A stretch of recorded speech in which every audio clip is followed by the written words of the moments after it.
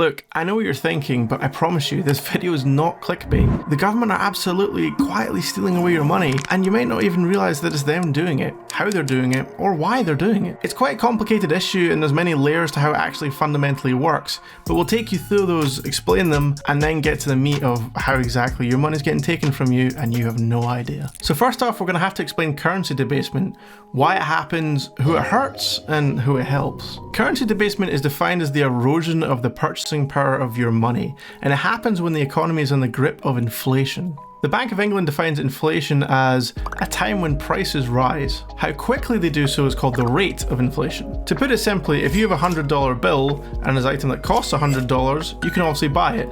A year later, at a 2% rate of inflation, the same item costs $102 and your $100 bill can't buy it anymore. But this also works the other way, and this is important to know. So if you owe a debt of $100, a year later at a rate of 2% inflation, it would only be worth what $98 was a year before. The real value of that debt is decreasing over time. Now, government policy in Western nations is to set a 2% inflation target per year. And 2% might not sound like a lot, but it compounds very, very quickly, and that's eroding away at your wealth all the time. We can track the rate of inflation by looking at the Bank of England's inflation calculator. The US Bureau of Labour Statistics also publishes a similar CPI inflation calculator. This graph shows the UK's inflation rate over the past 35 years, and as you can see, the period between 2012 and 2022 looks pretty okay. But what would have cost you £100 in 2012 would cost you £126 in 2022. Over 26% of your wealth has gone, vanished, poof. It's gone. Simply through the impact of approximately 2% inflation rate per year. Now that's only the first little part of this, but the fact that the government's stated aim is to erode your wealth is a scandal. And that's not counting all the other problems we're going to go on to talk about. Returning to our graph for a moment, you may note that the rate of inflation often doesn't stick anywhere near that 2% target, and you might wonder why. Well, there are a lot of different economic theories about why prices rise and how to deal with it. These range from Keynesian concepts of demand management to a number of so-called Austrian and Chicago school theories of monetary policy. But to be honest, these economic theories are not that important for the purposes of this video. What is important is that it's clearly not as easy as just saying we'll put inflation at 2%. 2% inflation is harmful enough, but if you want to know what happens when inflation really gets out of hand, you can ask the Germans or the Argentinians. Hyperinflation is a death cycle for an economy, and it's one of the risks you take if you allow inflation to go unrestricted. Governments would argue, well, we're aiming for 2%, that's nowhere near hyperinflation levels, but that's a little bit like saying, well, we're going to speed, but we're not planning to crash our car. Hyperinflation is not something you intentionally get into. For a further charming little analogy, think of 2% inflation a little bit like a functional drug taker. That functional state can spiral way out of hand very, very quickly. But hold on, if inflation is so harmful, why are governments actively pursuing it? Well, to understand that, you have to understand who inflation hurts, but more importantly, who it helps. Broadly speaking, inflation persecutes those on a fixed income and savers who keep their capital largely in cash or cash equivalents. In contrast, those who enjoy inflation-linked pensions or salaries are obviously protected from it. The other groups who benefit from inflation are speculators and borrowers, as the real world value of their debts keeps decreasing. So why would the government have such a vested interest in helping those who are borrowing and not those who are saving? Well, now we get to one of the cruxes of the matter. The biggest debtors are the government.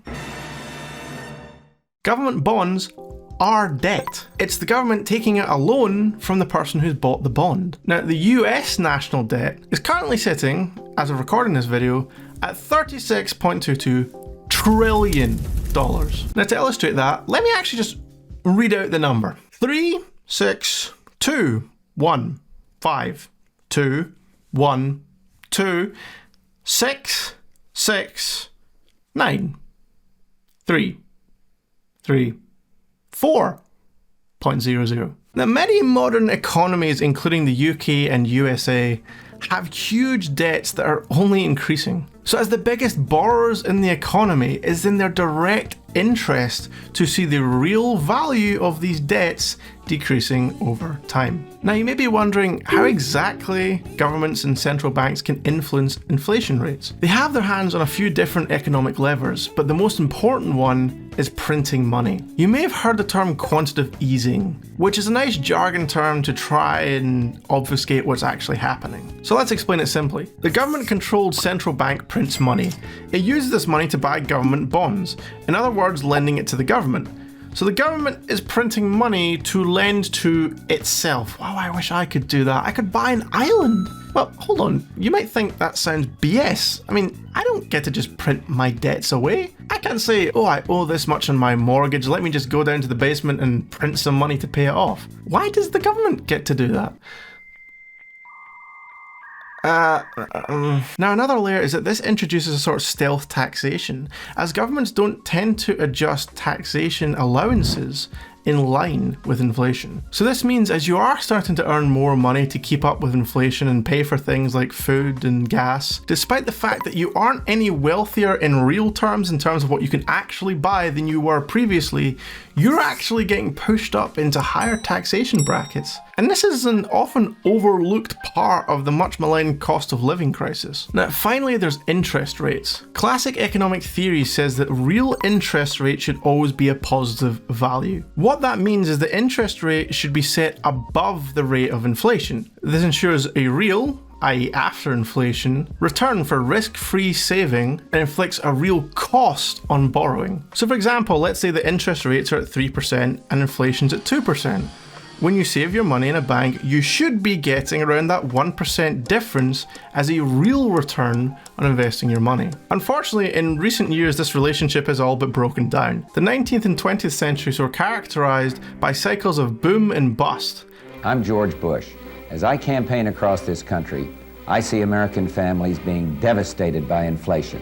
As governments alternately raised and lowered interest rates to respectively choke off inflation and stimulate the economy. Following peace and globalization, the 21st century saw a period of relatively low and stable inflation, unemployment and interest rates. In other words, hooray! However, in their political reluctance to embrace the necessary tough economic measures to properly deal with the global financial crisis, governments, in league with central bankers, pursued a policy known as financial repression, which is jargon for the process of ensuring a negative real interest rate. In turn, these policies ensure that savers earn returns below the rate of inflation. With over-indebted economies and astronomical national debts held by these governments, the authorities deliberately kept real interest rates at negative values. And the result was a massive transfer of wealth from savers to borrowers. And remember, the biggest borrowers are the government. But maybe you're sitting thinking, well, I'm a borrower, this is good news for me then. Unfortunately, it's not so simple. One of the main purposes of encouraging a real interest rate is to encourage saving. Human beings, generally speaking, like instant gratification. We all see that in social media trends if nothing else. It's why many people will have clicked off a video like this because it's not bombarding your senses with stimuli. So if you're still here, good job. Probably don't put that in. The basic concept of saving comes down to deferring consumption today in the promise of greater possible consumption tomorrow. But instead, people are being actively encouraged to spend money now and worry later. This is not a good recipe for the future financial health of either individuals or the state itself. Essentially, the government's kicking the can down the road and allowing these debts to mount up and trying to encourage the populace to spend money now to live beyond their means. They're basically letting it be future generations' problem. I missed the part where that's my problem. And at some point, those bills are going to come due. Now, this may get covered in more detail in a future video about why many Western economies are selling off so many assets, but suffice it to say, for our purposes in this video, it's not a good thing. So where does this leave savers? I mean, if the government's trying to inflate away its own debts due to its own fiscal responsibilities, they're actively eroding our wealth. If we're trying to save for our futures, are we not just screwed? Well, while we do have this existential threat, there are absolutely things everyone can do to try and protect their money for the long term. Leaving a proportion of your cash in an instant access deposit account to cover existing near-term expenses is perfectly sensible. Leaving all your savings in cash is absolutely not. we would suggest that you consider some asset classes that have traditionally performed well against inflation. Our personal favourite is owning shares in companies that have a lot of pricing power. What this means is that when there's inflation, these companies can raise their prices in line with inflation and therefore protect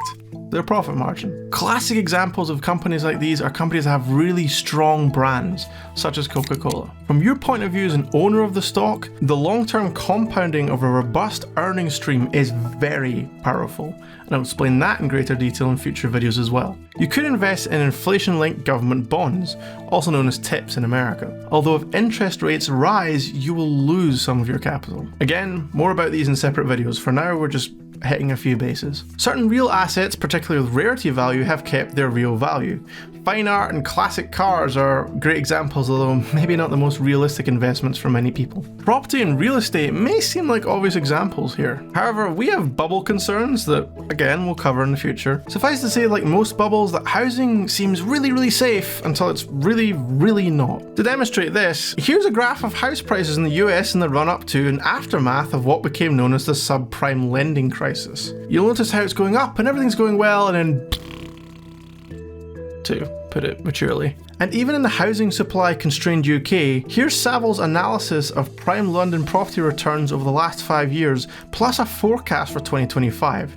0.7% annual returns during a period when inflation has been north of 10% is hardly a recipe for protecting the purchasing power of your money. Although we ourselves are not big believers, there is evidence that precious metals like gold and silver can act as inflation hedges, and are where a lot of people traditionally tell you to go. We must mention something that we're massively skeptical of, and that's cryptocurrency. Now look, while we wouldn't touch it with a 10-foot barge pole, it is technically an inflation hedge. And we're going to cover crypto plenty in future videos, believe you me. But for now, suffice it to say, it's technically worth mentioning. Finally, it might be worth considering real currencies that don't inflate, the Swiss franc being the absolute gold standard example of this. You can consider direct exposure by buying the currency itself, or indirect exposure by buying assets that are denominated in that currency. So for our example, the Swiss franc, shares in the food producer Nestle, or Swiss housing if you could afford it. So returning to the central point of the video, yeah, the government are absolutely intentionally taking away your money, and they're doing it so they can pay down their own debts. They're doing it through a stealth taxation where they don't raise tax brackets in line with inflation. They're doing it by ensuring a negative real interest rate, and they're doing it by simply printing lots and lots of money. There's a very real chance that many of you didn't know any of this beforehand, and that's the point of this channel. We want to demystify a lot of these terms in order to explain exactly what's happening. We want to expose a lot of the lies you're being told. We want to tell you a lot of things that they don't want you to know, and I know that sounds very Illuminati conspiracy theory, but it's kind of true. There are people who don't want you to know these things. They want you to be financially ignorant. They want you to not know what's happening, obfuscate everything with complicated terminology so that you'll leave them the hell alone and let them get away with anything and everything. And the only way you can protect yourself from any of that is to know what's going on. And the best way, we hope, for you to learn what's going on is to like and subscribe. Hey, you gotta give me some credit for one of the more impassioned like and subscribes you've heard recently. I hope. In this video, we were talking about some of the quiet little schemes of the government. In other videos, it'll be about investment banks or other financial institutions that are also trying to pull the wool over your eyes and sneak some of your money away from you when you're not really looking. Not only that, but we're going to be doing essentially Investment 101 from the ground up, trying to explain to you in simple terms how you can start saving and building wealth, not just for your future, but for the future of your family, without paying friction costs to middlemen who you just do not need, without us ever asking you for a penny. Anyway, that's it for this video. Please do follow along if you're interested, and we'll see you in the next one.